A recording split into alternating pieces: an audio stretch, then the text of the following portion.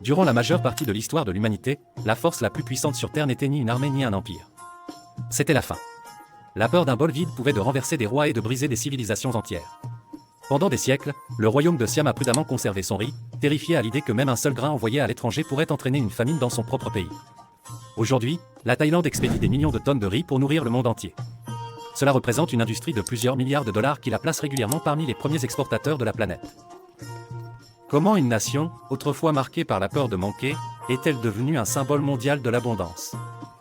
La réponse réside dans une sorte de recette secrète, créée il y a plus d'un siècle avec 3 ingrédients puissants, un roi visionnaire qui a rompu avec la tradition, une machine révolutionnaire qui a tout transformé, et un réseau de marchands influents qui ont connecté les vastes champs verts du Siam au monde entier. C'est l'histoire de la création d'une superpuissance rizicole à partir de ces ingrédients, et pourquoi elle reste d'actualité quand vous remplissez votre bol. Pour saisir la radicalité de cette situation, imaginez le Siam au début des années 1800. C'était la nourriture, la sécurité et la stabilité sociale. L'idée de le vendre massivement à l'étranger n'était pas seulement étrangère, mais dangereuse. Les rois avaient un monopole sur le commerce du riz, limitant les exportations. Ils craignaient que l'envoi à l'étranger de la denrée vitale ne cause des pénuries et famines dans le pays. Le riz était destiné au peuple siamois et les dirigeants contrôlaient le robinet. Puis vint le roi Mongkut, ou Rama IV. Lorsqu'il est monté sur le trône en 1851, il a vu un monde qui changeait et qui changeait vite. La révolution industrielle en Europe créait de nouvelles demandes, et l'évolution du commerce impérial redessinait la carte de l'Asie. La Grande-Bretagne, la superpuissance de l'époque, frappe à la porte du Siam. Non pas avec des armées, mais avec des accords commerciaux. Le roi Mongkut doit choisir, résister et risquer une ouverture forcée comme la Chine, ou s'adapter pour tenter de maîtriser le destin de son royaume. Il opte pour l'adaptation. Dans un geste probablement choquant à l'époque, le roi Rama IV commence à libéraliser le commerce du riz, abolissant le monopole royal qui avait défini l'économie pendant des générations. Cette libéralisation mène au traité de Bowring de 1855 avec la Grande-Bretagne, un accord historique qui ouvre largement le commerce siamois à l'Occident. Mais il n'y avait pas que les traités. Le roi encourageait son peuple à saisir cette opportunité. Une directive royale demandait aux administrateurs de trouver des terres pour ceux sans rizière. Ce n'était pas seulement un changement de politique, mais une révolution culturelle. Le roi avait donné sa permission, débloquant la puissance agricole des plaines centrales. Le premier ingrédient était là. La porte était ouverte. Le Siam devait juste trouver comment passer. Avant le milieu du 19e siècle, transformer le riz était lent et pénible, fait à la main ou avec des moulins à animaux. Le produit final manquait d'homogénéité. Nourrir un village ou une ville était possible, mais pas le monde. Le riz n'était pas vers 1850 durable pour les longs voyages. Le deuxième ingrédient de notre recette est arrivé à Bangkok, l'une des premières rizeries à vapeur. Bien qu'un Américain ait construit la première, des entrepreneurs britanniques et chinois ont vite suivi, érigeant d'immenses usines à vapeur le long des rives du Chao Phraya. Ce changement a été crucial. Un seul moulin à vapeur pouvait traiter plus de riz en une journée que des centaines d'ouvriers en une semaine. Plus crucial encore, les céréales produites sont standardisées et de haute qualité, prisées par les acheteurs occidentaux. Un produit assez robuste pour supporter les longs mois de voyage vers l'Europe et l'Amérique. Le riz, autrefois aliment de base locale, est devenu un produit mondial. Cette technologie a déclenché un boom des infrastructures.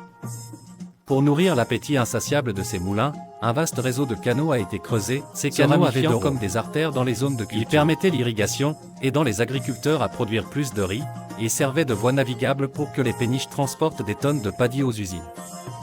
À Bangkok, le commerce était en plein essor. Les champs produisaient des surplus records et les moulins transformaient tout à grande échelle. Les exportations ont explosé, passant de quelques dizaines de milliers de tonnes par an dans les années 1860 à plus d'1 million de tonnes au début du XXe siècle. La Thaïlande progressait bien, mais il manquait une clé. Vous aviez les matières premières et l'usine, mais qui construirait l'autoroute vers le monde? Nous avons un décret royal et une machine révolutionnaire. Mais comment transporter des millions de tonnes de riz depuis de petites exploitations vers des ports à l'autre bout du monde? C'est ici que notre troisième ingrédient, peut-être le plus crucial, entre en jeu. Avant d'y arriver, si l'histoire de la transformation économique vous passionne autant que moi, prenez un moment pour vous abonner et activer la cloche de notification. Chaque semaine, nous explorons des histoires comme celle-ci. Votre soutien est ce qui rend cela possible. L'élément final de la recette secrète de la Thaïlande n'était ni une personne ni une machine, mais un réseau. Plus précisément, les réseaux commerciaux puissants et sophistiqués des marchands thaïlandais d'origine chinoise. Le roi a ouvert la voie politique et la technologie a offert l'échelle, mais ce sont ces familles de marchands qui ont construit les routes commerciales les reliant toutes.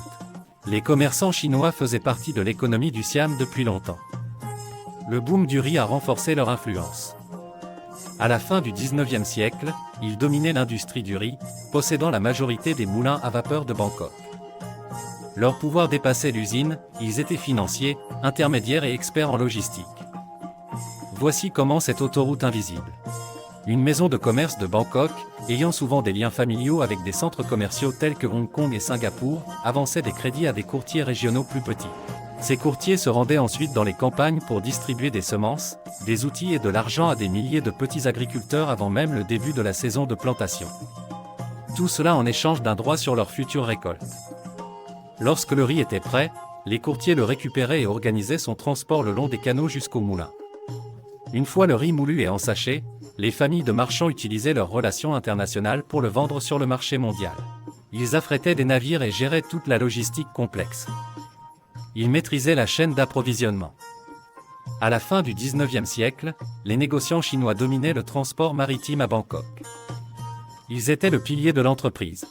Ils ont pris des risques, fourni du capital et eu le sens des affaires pour transformer un surplus en empire d'exportation.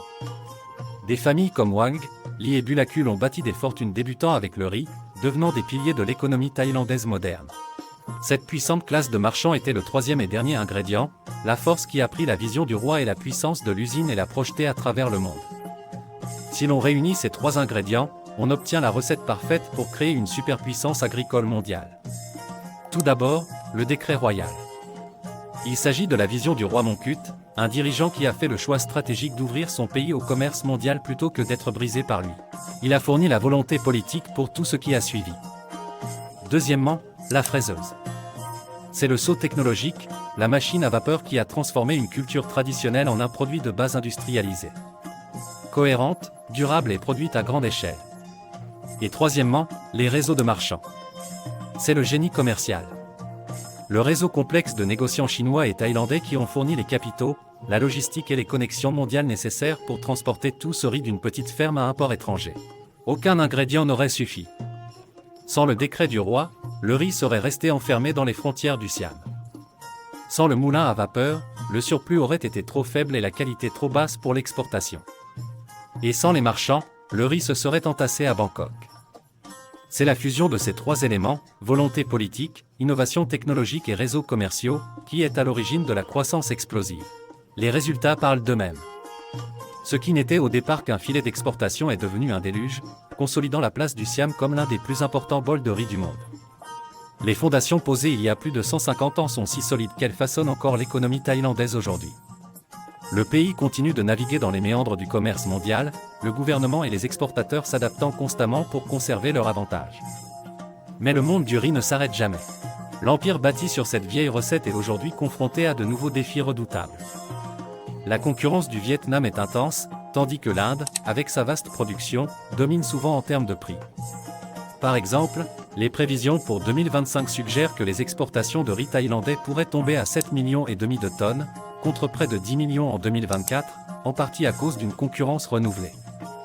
Le renforcement de la monnaie et les coûts de production plus élevés par rapport aux concurrents ne font qu'ajouter à la pression de la concurrence. La Thaïlande continue de faire ce qu'elle a toujours fait. Elle s'adapte constamment, en développant de nouvelles variétés de riz, en améliorant son efficacité et en maintenant sa position sur les marchés à forte valeur ajoutée. Cette histoire, cette recette secrète, cela montre une leçon extrêmement puissante sur la façon dont une nation peut véritablement façonner son propre destin. Parfois, il suffit d'avoir la vision d'ouvrir une porte, l'ingéniosité de construire une meilleure machine et l'ambition de paver une route vers le reste du monde. Le riz que vous avez dans votre bol pourrait très bien être l'héritage de cette recette qui date de 150 ans, un mélange entre l'ambition royale, l'acier révolutionnaire et le commerce intense, qui a peu à peu transformé un royaume en un géant, grain après grain.